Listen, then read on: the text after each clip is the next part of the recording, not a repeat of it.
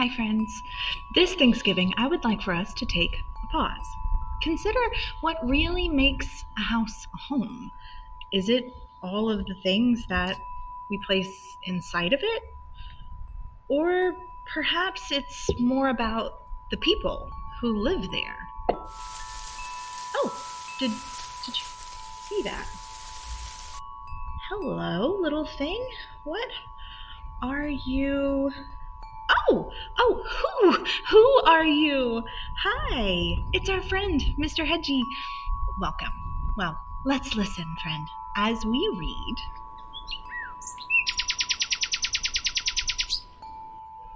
The House That Once Was.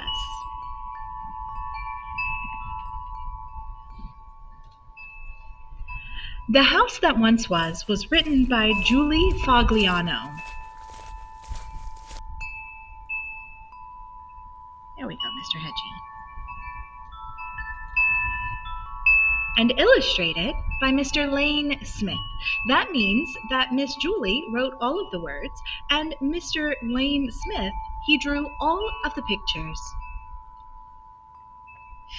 Oh, Hedgie, these leaves falling, they remind me of the weather outside right now. It's beautiful. Let's remember to give thanks for absolutely everything that we have around us and the things that we love, including all of the reset at this season for all of the trees.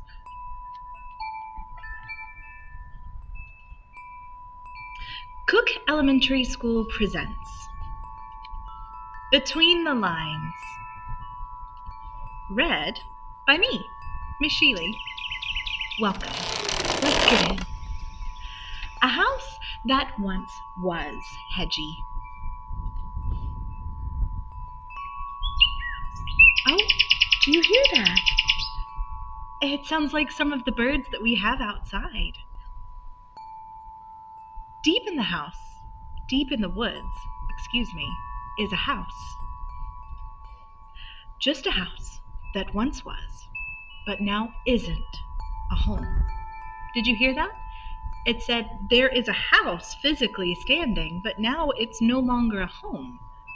I wonder if that means that people don't live there. At the top of a hill sits the house that is leaning. Like this, Mr. Hedgie? Leaning. It means that it's no longer standing up straight. Well, I don't think that I would live in a leaning house. Would you? A house that once wasn't, but now it is peeling. Kind of like an orange, or when you peeled out of your ball, Mr. Hedgie? I wonder what that means exactly, a house that is peeling. Now, we peel the outside of an orange, but the wood of the house doesn't peel, does it? A house that was once painted blue. There we are. There's the thing that is peeling. I have definitely seen paint peel off of houses. Tiptoe.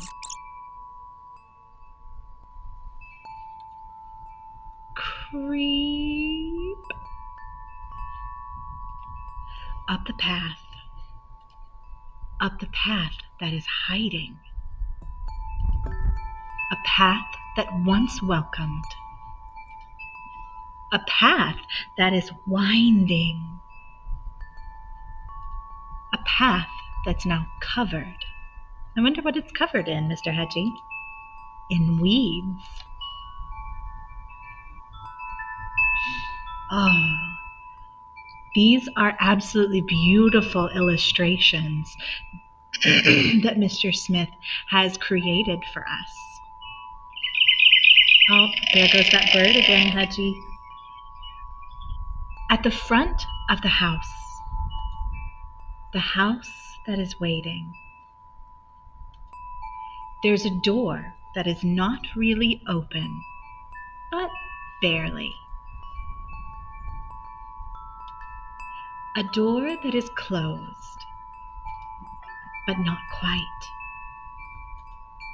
A door that is stuck between coming and going. A door that was once painted white. Well, I think we now have our answer, Mr. Hedgie. This door that was once painted white, the paint is peeling, the house is leaning physically. I don't know about you, but I think all of these context clues have told us that I don't think anyone lives inside of the house. Yes, sometimes we get weeds that grow up and we wait a little longer to cut the grass, but I think that the house definitely is telling us that no one lives here anymore. I wonder if the kids are going to go inside. Let's see. Off to the side, there's a window that's watching. A window that once opened wide. A window that now has no window at all. A window that says, "Climb inside." Now, I will say, absolutely, when I was little, I would have done this, but I need you to understand that sometimes houses that are abandoned or houses that have been left can be unsafe.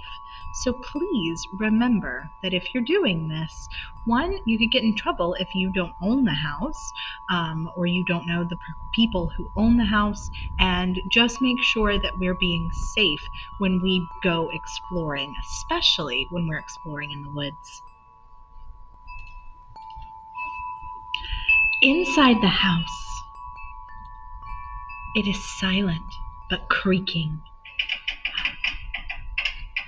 I know my house, made out of wood, definitely makes these noises when the wind is up. We're whispering, mostly, but not really speaking. And if they're not talking to each other, Hedgie, I bet it's because we're looking. We're looking around, paying attention to the things that are around us. We whisper, though no one would mind if we didn't. The someone who once was is someone who isn't. So that is a very nice, beautiful way of saying that yes, people once lived here, but now they no longer do. The someone who once was is gone. And when we say things like that, there are a lot of ways that someone can be gone. Let's see what the imagination of these kids who are exploring tells them. Oh, I hear the mouse that we saw in the wall. Who was this someone who ate beans for dinner? Who sat by this fire? Who looked in this mirror? Who was this someone whose books have been waiting? I know that if I were gone, my books would definitely still sit waiting for me at home. Whose bed is still made, whose pictures are fading. That seems quite sad. Who was the someone who walked down this hallway, who cooked in this kitchen, who napped in this chair?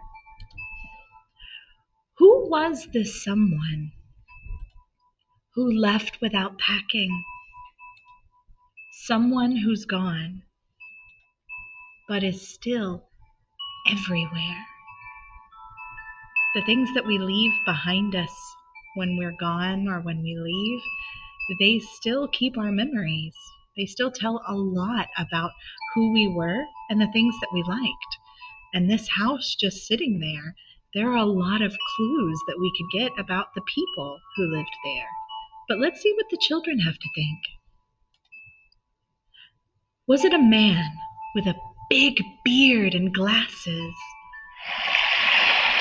Oh, who would look out the window and dream of the sea?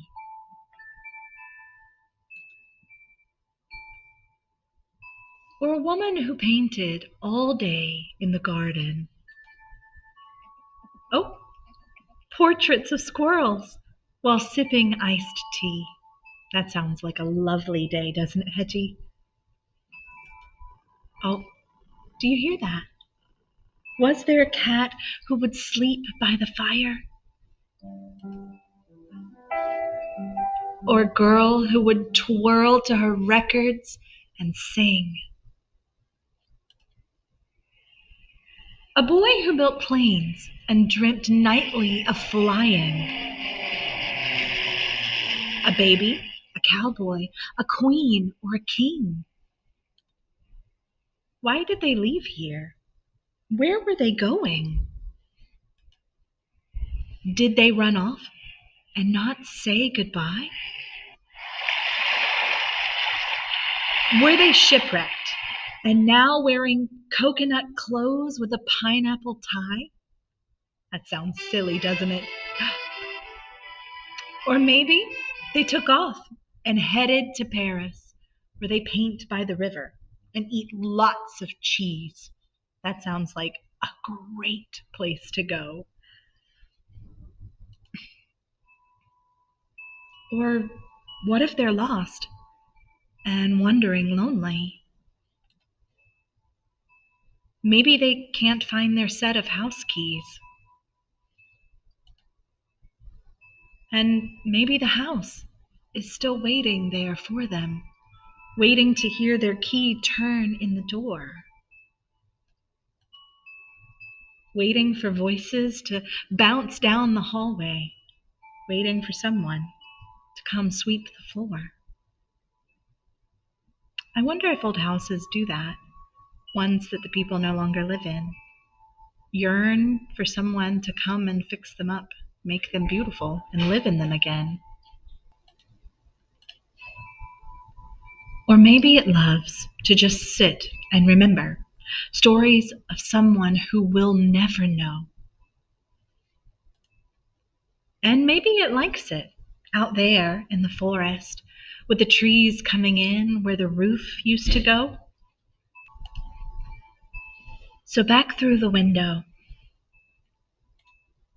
we climb as we wonder. Think about back down the path that is tangled with thorns, back to a house where our dinner is waiting, back to a house that is cozy and warm. Deep in the woods is a house. Oh, just a house that once was, but now isn't,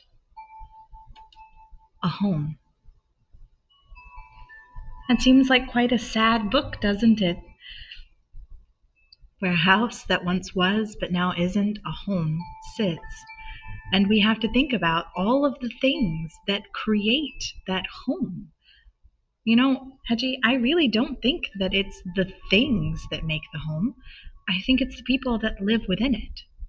And we may never wonder or know who everyone was. But to us, for those that we know exactly what makes that a home. And those are the kind of things I want you to think about this Thanksgiving as we go into this holiday season, knowing that the things that make your house a home aren't the things inside of them at all. Miss Fogliano says, for the boys who found a house and wondered, and for the lame who knew just what to do with wondering. And Mr. Smith says, for John and Melaine. Now, I don't know if you noticed, but this book has a cadence. And as a musician, a percussionist actually, a cadence is a term that is not only a musical term, but it's also a literary device that talks about rhythm, da-da, da-da, da-da, our rhythm in both the words in the books, our poetry, or in the musical lyrics, which is like poetry, but set to music. And I don't know if you noticed while we were reading, but there's definitely a cadence to The House That Once Was. And in all of my practice reads, it kind of reminded me of a song, Hedgie. Here, tell me if you recognize this cadence or this melody. Da da da da da da da da da da da da da da. It's The Piano Man by Billy Joel. And it kept playing in my head while I read. So I want to try just a little experiment and see if my brain was right. Does The House That Once Was by Julie Fogliano have the same cadence and rhythm as The Piano Man? Let's see. All right, sit right here, Hedgie. You tell me whether or not this is the same cadence. Let's get our words here in front of me and let's begin. This is the karaoke version by Sing King Karaoke on YouTube. Here we go. Off to the side, there's a window that's watching, a window that once opened wide. A window that now has no window at all, a window that says climb inside. I think that I was on to something. I think it fits really well. What do you think, Hedgie? Oh, yes, he thinks so too. So thanks for reading along with us today. Everyone have a great, safe holiday, and we'll see you back when school starts again. Bye-bye.